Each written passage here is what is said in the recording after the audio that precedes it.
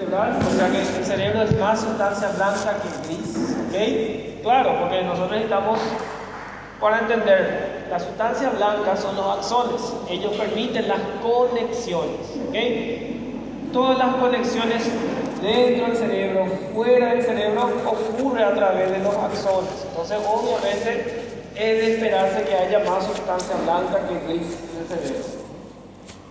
Son todos axones y dentro del cerebro vamos a tener nosotros la distribución de la sustancia blanca en algunas estructuras bien caracterizadas, como lo es el centro oval, la cápsula interna y la sustancia blanca subtalámica, que es la que está debajo del tálamo y se continúa con el tronco encefálico.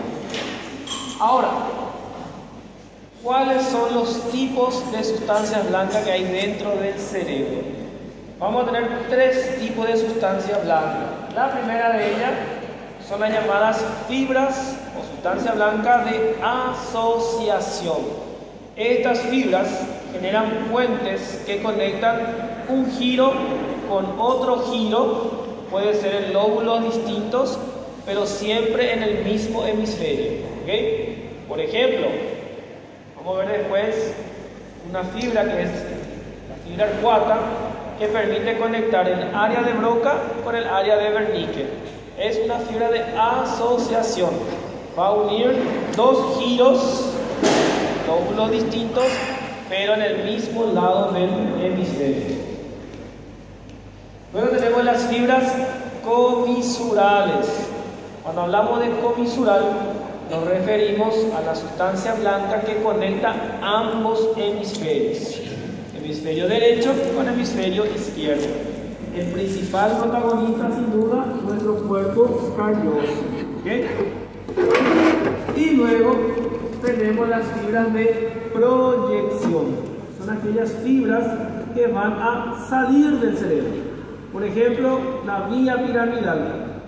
La vía piramidal, que es la vía motora, nace en el giro precentral, en el giro motor, y de allí desciende hasta la médula espinal. Vía piramidal es un ejemplo de fibra de proyección. Entonces, ¿cómo se organiza la sustancia blanca del cerebro?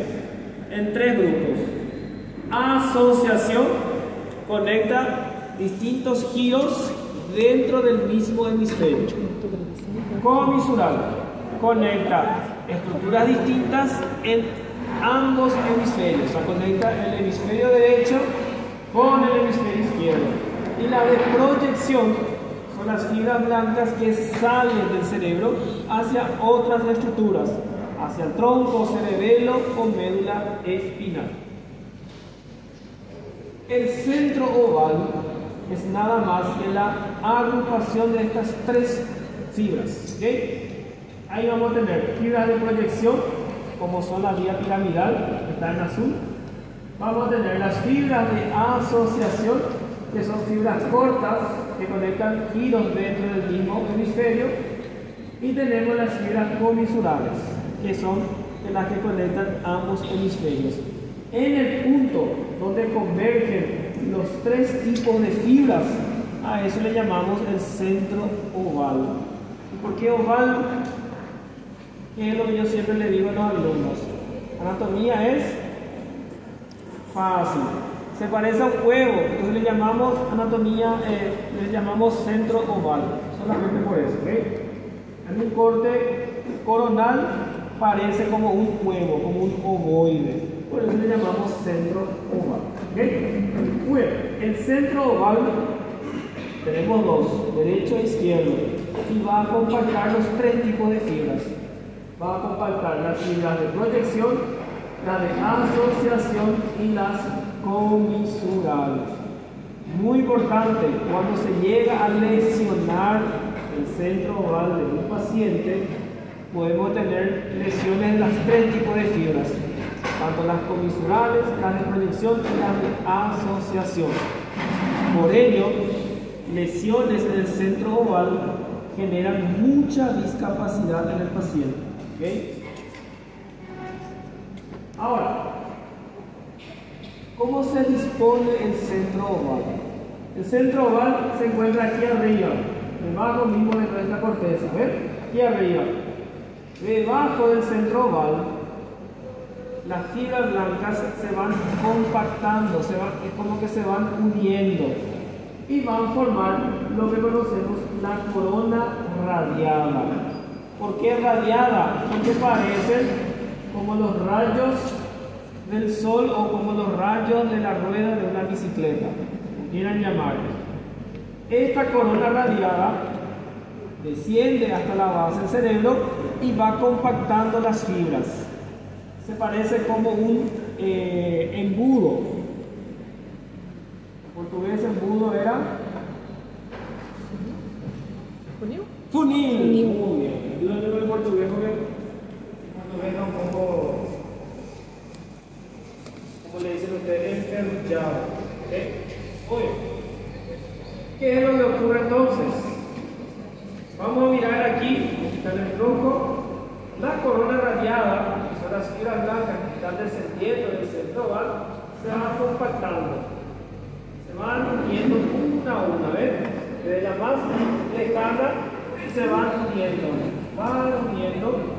y en la base del cerebro forman una cápsula que parece tener la forma, a ver si logro, ahí quedó perfecto, que es la forma de un boomerang.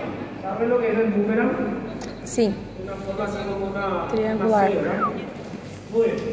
Ese boomerang compacta todas las fibras blancas del centro oval y se encuentra en la base del cerebro, entre el tálamo y los ganglios basales, que es tema de la próxima clase.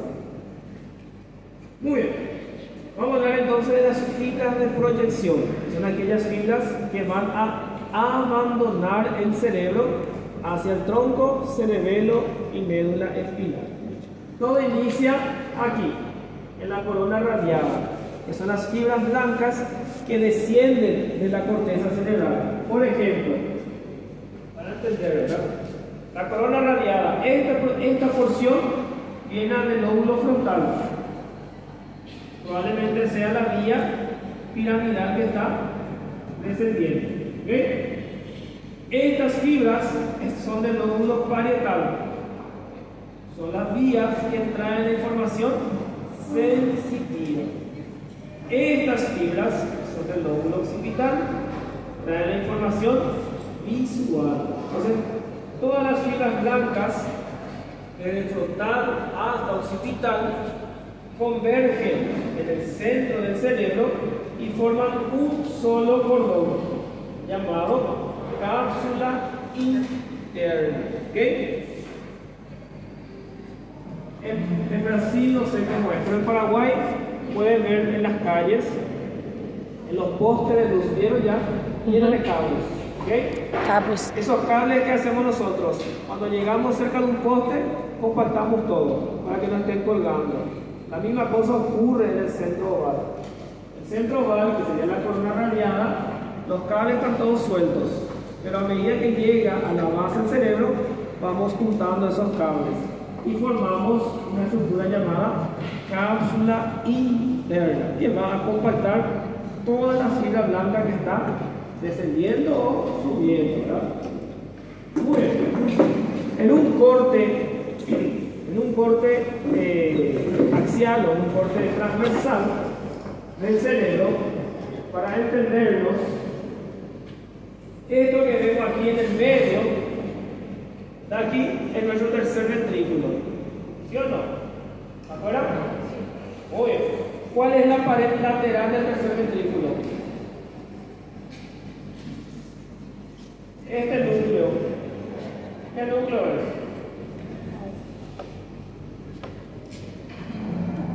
¿Cuál es la pared lateral del tercer ventrículo? Yo digo que esto es el medio del tercer ventrículo. Entonces, este es el núcleo que está a los lados. ¿Qué núcleo es? Una pregunta es muy grande. Tálamo, ¿ok? Entonces, ese núcleo que está en rojo es nuestro tálamo. Ahora, lateralmente, vamos a pintar otro color para que se distinga. Lateralmente tenemos otro grupo de núcleos, llamados los núcleos basales del cerebro. Está también aquí. Se llaman los núcleos basales del cerebro. ¿Okay? Allí existen dos núcleos grandes. Vamos a ver la próxima clase: putamen y globo pálido. ¿Okay? Vamos a ver después en qué funciona eso. Ahora, cambiar aquí con mis flechas. Entre el putamen, o sea, los núcleos basales, están aquí lateralmente, y entre el tálamo queda un puente de sustancia blanca. ¿Ven? ¿Todos ven? Ese puente, o esa banda de sustancia blanca que queda entre el tálamo y los núcleos basales, es lo que conocemos como cápsula interna. Y si usamos la imaginación, tiene la forma de un boomerang. ¿Okay? Ahora, ese boomerang tiene porciones. La primera porción, que está aquí arriba, en el caso más anterior, lo vamos a llamar brazo anterior de la cápsula interna. ¿Okay?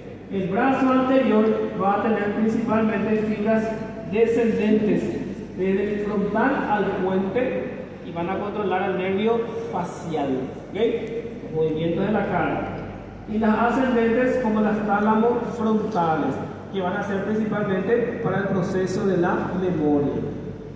Eso está en el brazo anterior. El brazo anterior que está aquí, ¿ok? En el centro mismo, aquí, vamos a tener nosotros la rodilla de la cápsula interna. La rodilla entra en contacto muy cercano con un foramen llamado foramen de Mondo. ¿Ok? Que ya conocimos cuando hablamos de ventrículos. Muy bien. La rodilla va a tener conexiones principalmente con los núcleos de los pares craneales en el tronco encefálico. Como yo siempre digo, anatomía es fácil, ¿verdad?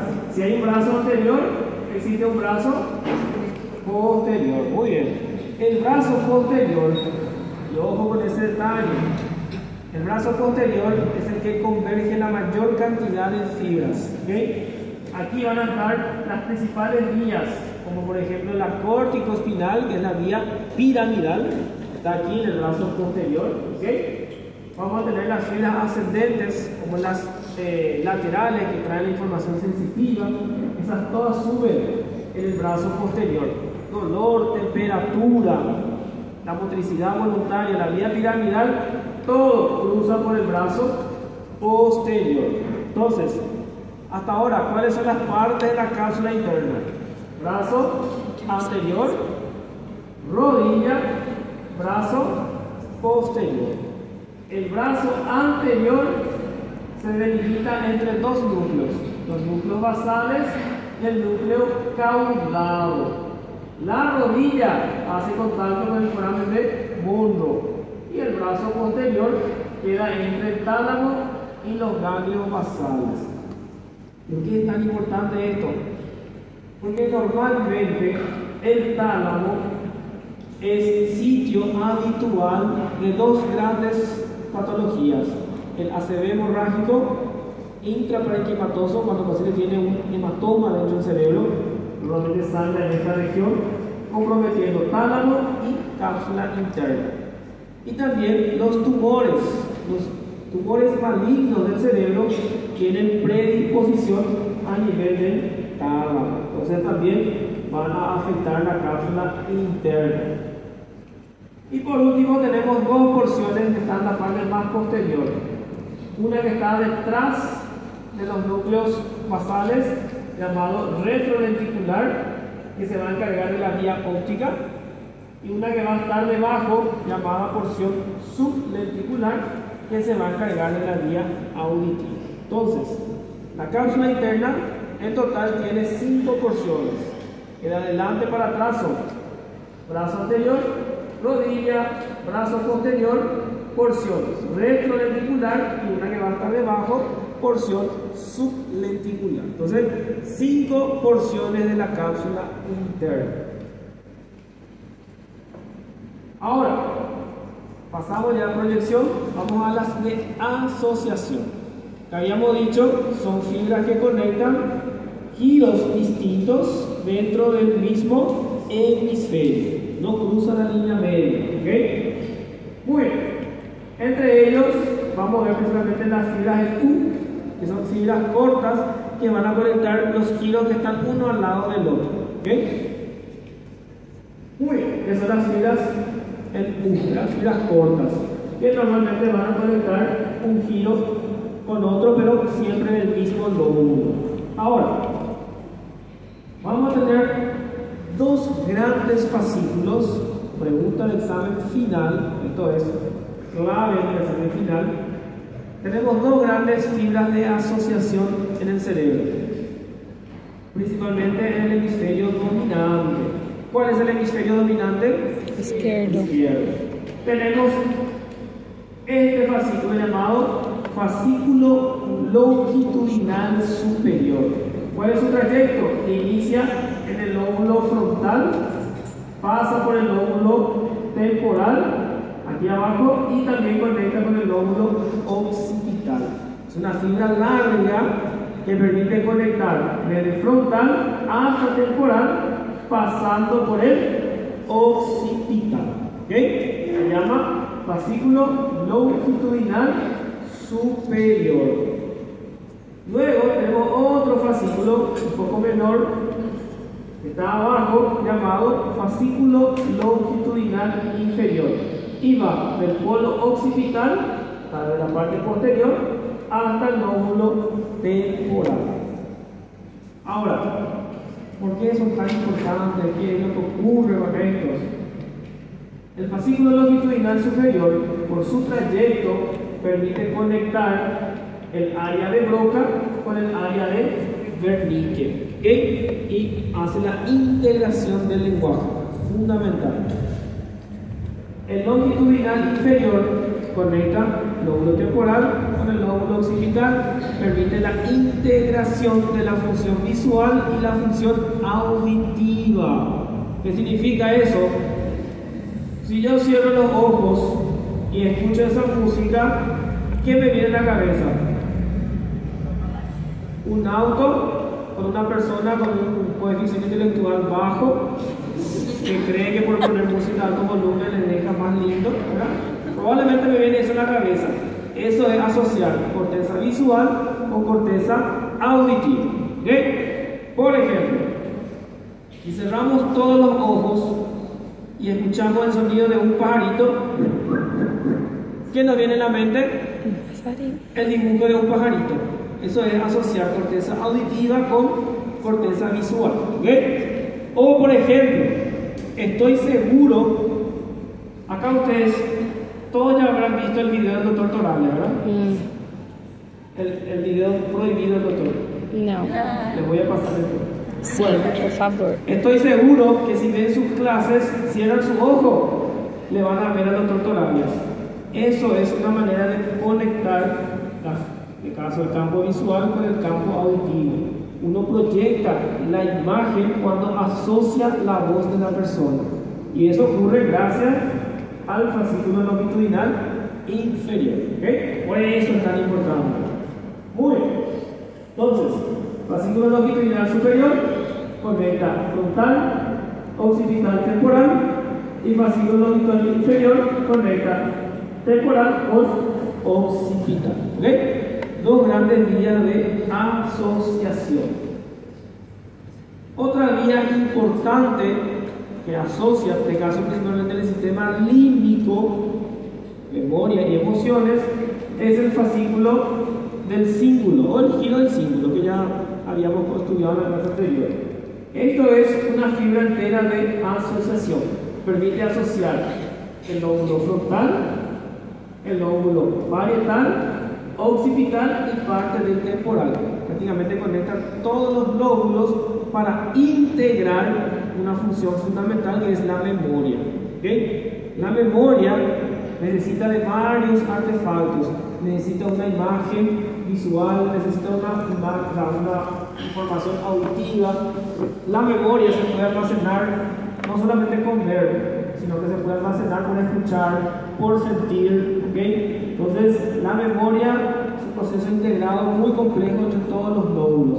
Por ello, el símbolo hace justamente esa conexión y trae toda la información al hipocampo, que es el centro donde se genera la memoria, ¿ok? Ahí tenemos entonces nuestro símbolo, fibra de asociación. Esto que estamos viendo, que es muy lindo, muy colorido, es un estudio de imagen bien avanzado llamado tractografía. ¿Por qué es importante esto? ¿O qué se hace? Aquí utilizamos un método de imagen llamado resonancia magnética, que es un estudio de imagen que utiliza campos magnéticos y los iones de hidrógeno. A esto yo le voy a dar radioisótopos, que son elementos marcados que van a activarse durante las funciones cerebrales. ¿Qué significa esto? Le voy a hacer la resonancia al paciente y le voy a pedir que durante el estudio el paciente converse. ¿Para qué? Para ver dónde están las fibras que conectan el lenguaje. ¿Okay? Doctor, ¿y por qué es importante esto? Porque con esto yo puedo determinar cuál es el hemisferio dominante. Si la conversación se regula en el hemisferio derecho, significa que el hemisferio dominante de ese paciente es el derecho. Y si esto ocurre en el izquierdo, significa que el hemisferio dominante es el izquierdo. Mirando así, esta fibra conecta frontal, occipital y temporal. ¿Qué fibra esta es? Izquierdo. Longitudinal superior. Muy bien. Y aquí va temporal a occipital, longitudinal inferior. E inferior. Muy bien. Entonces tenemos los dos fascículos mirados, en este caso evidenciados por un estudio llamado tractografía. Parece un dibujo, pero realmente es un estudio de imagen. ¿Okay? Muy importante, principalmente para planificar una cirugía. Hoy en día, para entender las cirugías del cerebro, 20, 30 años atrás, cuando todavía éramos jóvenes, incluso todavía no nacimos, porque es el que yo tengo menos de 30. ¿Cuál era el objetivo de la cirugía del tumor del cerebro? Sacar todo el tumor, independiente de cómo quede el paciente. Teníamos tomografías de control espléndidas, no quedó nada de tumor, pero tampoco no quedó nada del paciente. Hoy en día cambiamos el concepto de cirugía del tumor cerebral y nuestra prioridad es preservar la función del paciente. ¿Okay? Para eso yo puedo no quitar todo el tumor, o solo quitar una parte, o solo hacer una biopsia, pero si mi objetivo es priorizar la funcionalidad del paciente. Ese es el objetivo hoy en día. Por ello, todos los estudios que yo pueda realizar para planificar una cirugía y dejar con la menor cantidad de secuelas al paciente es válido. ¿Okay? Nosotros, cada vez que operamos un paciente con un tumor cerebral, hacemos siempre el máximo esfuerzo para poder dejar la menor cantidad de secuelas. Y de ahí nace una técnica quirúrgica que se llama cirugía de cerebro con paciente despierto, ¿verdad? El famoso awake, cirugía despierta, ¿verdad? Que básicamente durante la craneotomía, que cuando retiramos el cráneo el paciente está dormido, por eso duele. Termina la craneotomía, se abre la dura madre y un detalle, el cerebro no siente dolor, entonces se le puede operar sin ningún problema. Se le despierta al paciente y durante toda la cirugía él le realiza tareas. Por ejemplo, le damos que cuente de 1 a 100, o le damos que diferencie colores, ejercicios que mantienen activa la corteza, y yo durante la cirugía puedo delimitar las zonas para evitar dejarle secuelas. ¿Okay? Eso se hace de manera mundial, es una técnica, es un avance de la neurocirugía. Y como dato adicional, yo siempre digo, es un orgullo eso para Paraguay, la primera cirugía de cerebro despierto, o sea, con paciente despierto, se hizo en el año 2019 y se hizo en el Hospital de Clínicas de la Universidad Nacional de Asunción. Y digo con orgullo porque yo participé en esa cirugía, yo ayudé a planificar esa cirugía, yo era residente del servicio de neurocirugía.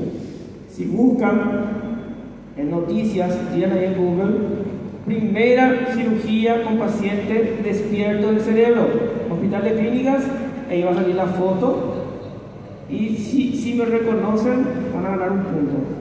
Es un poco diferente. Bueno, fibras comisurales son fibras que conectan ambos hemisferios, el hemisferio derecho con el hemisferio izquierdo. ¿Okay? Principal componente o el principal actor es nuestro cuerpo calloso, sin dudas, porque él va a conectar la totalidad de los hemisferios, tanto los lóbulos anteriores como los lóbulos posteriores. Entonces, aquí tengo el cuerpo calloso. ¿Okay? Ahora, lo lindo de la anatomía descriptiva es justamente describir a la estructura. El cuerpo calloso, con mucha imaginación, tiene la forma de la letra C. ¿Okay? C de casa o C de cuerpo calloso.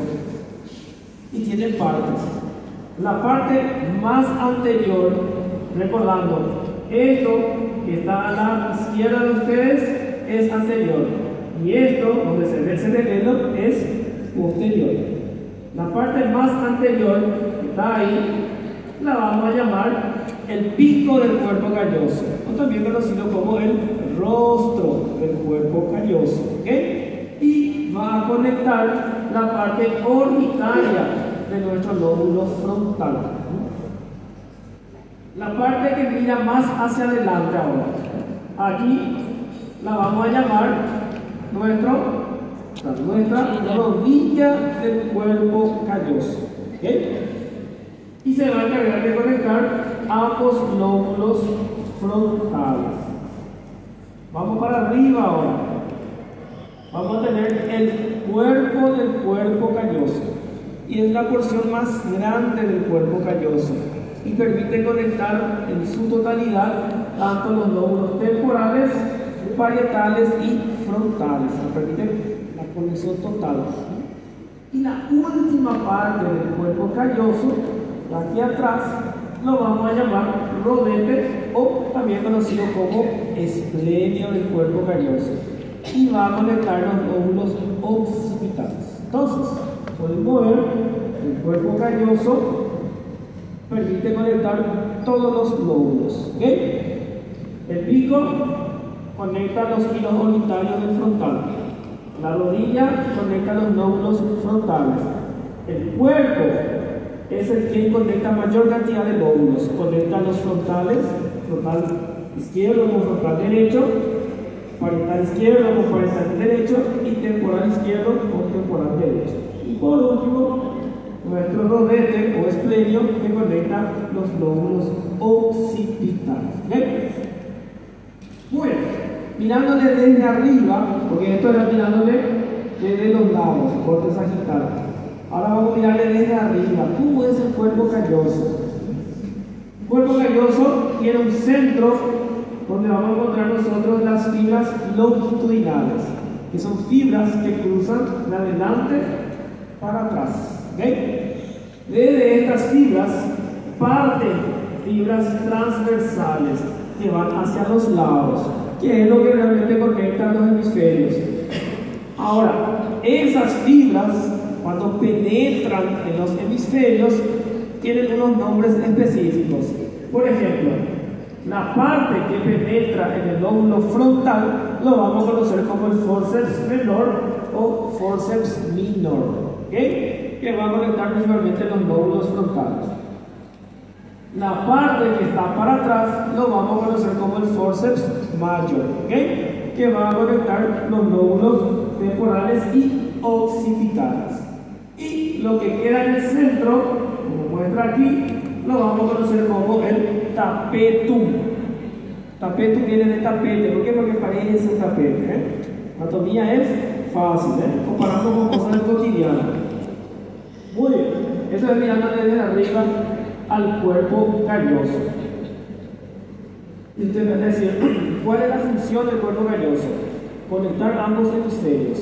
Cuando yo tengo un paciente, que por ejemplo tenemos casos de pacientes que nacen sin cuerpo calloso, se llama agenesia del cuerpo calloso.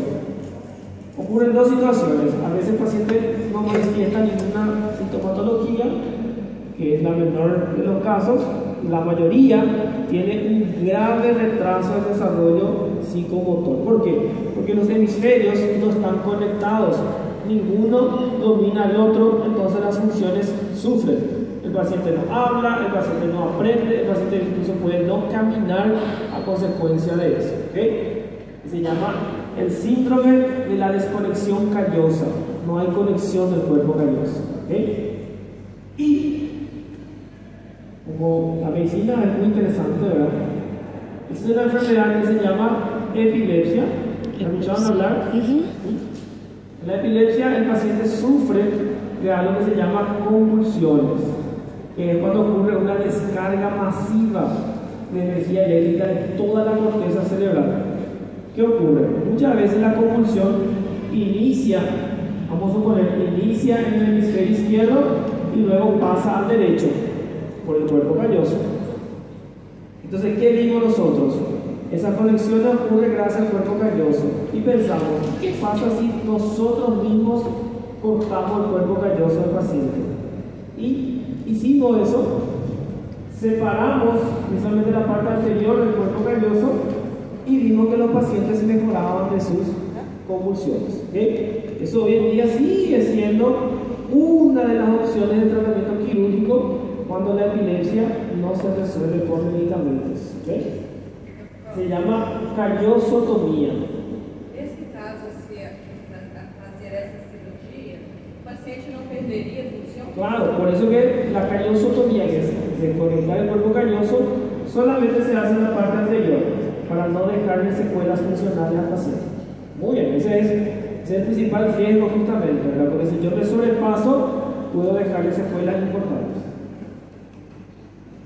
Ahora, este sí es importante porque todos necesitamos de el fornix. ¿Okay? El fornix es también sustancia blanca comisural que conecta el sistema límbico de un lado y del otro. Ya sabemos que el sistema límbico está involucrado en la memoria. Entonces es fundamental para nosotros. El fornix, cuando está cuando está dentro del cerebro, ocupa el ventrículo lateral. Se encuentra en el asta temporal, en el atrio, en el cuerpo y en el asta frontal del ventrículo lateral. Está todo dentro del ventrículo. ¿Okay? Debajo del cuerpo calloso y por encima del tálamo. Esa es la localización del fornix. ¿Se acuerdan cuando hablamos del ventrículo? Hablamos del foramen de Monro. Uno de sus límites era el fornix. ¿Cuáles son las partes del fornix? Tiene así como la forma de la letra C también.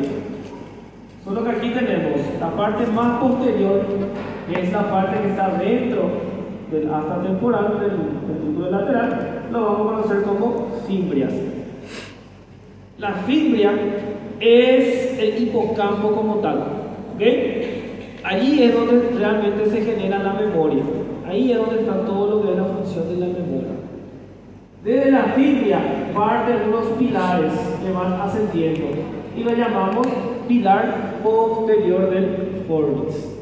Hasta ahí están separados, lado izquierdo con lado derecho, no están conectados. ¿Dónde conectan? En el cuerpo.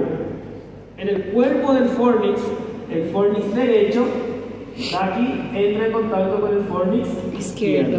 Y ahí se conectan los dos sistemas límbicos para justamente generar y procesar la memoria. Y luego, la parte anterior, donde se vuelven a separar otra vez, lo vamos a llamar pilar anterior, que también va a estar involucrado en la captación de la memoria. Entonces, ¿dónde realmente se conectan? A nivel del cuerpo. ¿Okay? Los pilares posteriores y anteriores están separados. O sea, aquí tenemos el fornix, o también conocido como el trígono cerebral, estructura fundamental para la memoria. porque aquí está el sistema límbico, aquí está todo lo que es memoria grande. Entonces, aquí tenemos nuestro fornix, dijimos que está debajo del cuerpo calloso, que está aquí arriba, y está encima del tálamo. Ahí está el fornix. ¿Cuáles son sus partes? Fimbria, pilar posterior, cuerpo, que es donde realmente se unen y se comunican ambos fornix, y pilar anterior, que va a formar límite del foramen de Born. El examen final, que yo tengo que decir por lo menos las partes, mínimo, porque si no me dicen las partes, chao. Bueno, Chao. porque ahí termina la mesa y muere para febrero. No, diciembre. Diciembre es el examen, después en enero, ¿verdad? No les quiero ver en enero acá. Bueno. Também não quero te ver, não. Exactamente. La idea es que en enero estemos todos de vacaciones, ¿ok? Ahora, también tengo una pequeña lámina de sustancia blanca que conecta ambos ventrículos, o sea, separa realmente ambos ventrículos. Pero miren qué interesante. Este tabique que se encuentra aquí, está aquí, se va a llamar el septum pellucidum, ¿ok? El septum pellucidum es una lámina de sustancia blanca que, si yo me doy cuenta ahora, conecta el cuerpo calloso que está aquí arriba con el fornix que está aquí abajo. ¿Okay? Entonces el septum pellucidum otra vez conecta fornix con cuerpo calloso. También es una fibra comisural, ¿okay? Porque al final de cuentas conecta dos fibras comisurales, que son el fornix hacia abajo y el cuerpo calloso hacia arriba. Este es un corte coronal del cerebro. Entonces, hacia arriba, cuerpo calloso, hacia abajo, fornix. ¿Quién comunica estas dos estructuras? El septum pellucidum. Y un detalle, el septum pellucidum utilizamos en medicina como la línea media del cerebro. ¿Okay? Si yo quiero mirar la línea media del cerebro, voy a buscar el septum pellucidum. ¿Okay? La función del septum pellucidum es controvertida porque nosotros en cirugía a veces abrimos el septum pellucidum y no necesariamente deja secuelas en el paciente. Entonces, creemos que su función es reemplazable, o sea que no es vital para las conexiones. Ahora, un poquito de neuroanatomía clínica y ya nos vamos. Dentro del cerebro, esto es una resonancia. Todo lo que es gris oscuro es sustancia gris y todo lo que es gris claro es sustancia blanca. Si nosotros nos fijamos, vamos a ver que dentro de la sustancia blanca hay unos puntos más oscuros. ¿Ven? Esos puntos oscuros, ¿qué creen que es? ¿Qué creen que puede ser? Tumor. ¿Qué vemos justamente? Vemos pequeños puntos negros dentro de la sustancia blanca. Esos son pequeños, como pequeños infartos o pequeñas lesiones que van formando como unos agujeros. ¿Conocen esos quesos? Milho. Queso, queixo, que uno corta y tiene unos agujeros, buracos, ¿verdad? Eso normalmente se genera por la levadura, ¿verdad? Por los hongos, que es comestible, obviamente. Lo mismo ocurre con el cerebro. Se lesiona la sustancia blanca y quedan unos espacios redondados. A eso le llamamos nosotros leucoaraiosis, que son lesiones de la sustancia blanca. La leucoaraiosis se ve en varias enfermedades. Por ejemplo, esclerosis múltiple. ¿Ya escucharon hablar? Una enfermedad degenerativa que lesiona la sustancia blanca y el paciente va perdiendo sus funciones. Ahora, la esclerosis múltiple hoy en día tiene ya mejor pronóstico, ya hay un tratamiento más dirigido, principalmente un tratamiento biológico, pero existe una enfermedad que progresa rápidamente, la leucoaraiosis, incluso en la infancia, y el paciente rápidamente pierde todas sus funciones. Se llama adrenoleucodistrofia. ¿Alguna vez escucharon hablar de esta enfermedad? El adrenoleucodistrofia es una enfermedad genética ligada al cromosoma X. ¿Qué significa que sea ligada al cromosoma X? ¿Cómo?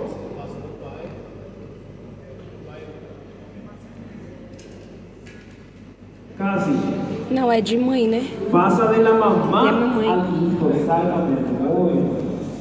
La mamá, en este caso es la mujer normalmente es portadora de la enfermedad. El hombre es quien manifiesta la enfermedad. ¿Ok?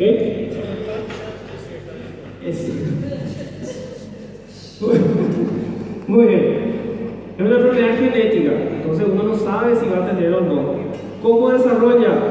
El paciente por nacimiento tiene un desarrollo normal, normalmente evoluciona normal hasta los 4 años. Camina, corre, juega, hace todo. A partir de allí empieza a regredir el paciente. Empieza a tener dificultad para hablar, empieza a tener dificultad para andar, luego ya va a tener dificultad para comer y por último dificultad para respirar, porque se van perdiendo todas las funciones de las sustancias blancas, o sea, todas las conexiones desaparecen. Entonces el paciente queda encamado, con traqueotomía, no puede comer, ¿verdad? Es una enfermedad con una mortalidad muy alta. Esos niños normalmente no sobrepasaban los 6 años de vida, porque fallecían antes de la enfermedad, progresaba muy rápido. ¿Qué es lo que ocurría? Porque lo que ocurre en esta enfermedad, se generan ácidos grasos de cadena larga, ácidos grasos poliinsaturados, que se acumulan en el cerebro y lesionan a la vaina de mielina. Eso es lo que ocurre. Antiguamente, estamos hablando de los 30, 40 años atrás incluso, no había tratamiento para esta enfermedad, no se conocía esta enfermedad. Entonces surgió como una comunidad en Estados Unidos, obviamente, de padres que tenían hijos con el diagnóstico de adrenoleucodistrofia y no había tratamiento. El tratamiento era el soporte. ¿Qué significa? Respirador hasta que se muera. Ese era el tratamiento. Entonces, un par de padres, como no había respuesta al tratamiento, no había nada que hacer, se pusieron ellos a investigar. ¿Y cuál es la conclusión? Si la enfermedad es causada por ácidos grasos poliinsaturados, ¿cuál sería la manera de tratar? Dándole ácidos grasos poco saturados o monoinsaturados. Entonces esos ácidos grasos captan a los ácidos grasos poliinsaturados y se eliminan del cerebro. No detiene a la enfermedad como tal, pero hace que progrese más lentamente, ¿okay? Mejorando la calidad de vida de muchos pacientes, incluso prolongando la vida hasta la adultez, ¿okay? Eso se retrató en una película que a mí me encanta, que le voy a dejar tarea, que quiero que vean cuando puedan. Se llama El aceite de Lorenzo. Tanto es que el remedio se llama el aceite de Lorenzo hoy en día, ¿okay? Que es un aceite hecho a base de grasa monosaturada para justamente mejorar la vida de estos pacientes. La película es increíble. Para quien no es del área de salud es buena, y para quien es del área de salud es aún mejor, porque retrata exactamente la cronología de cómo va ocurriendo la clínica del paciente. ¿Okay? Muy bien, genial. Creo que ese era el último. Perfecto. Antes de que se desesperen, corran, me pateen, me peguen.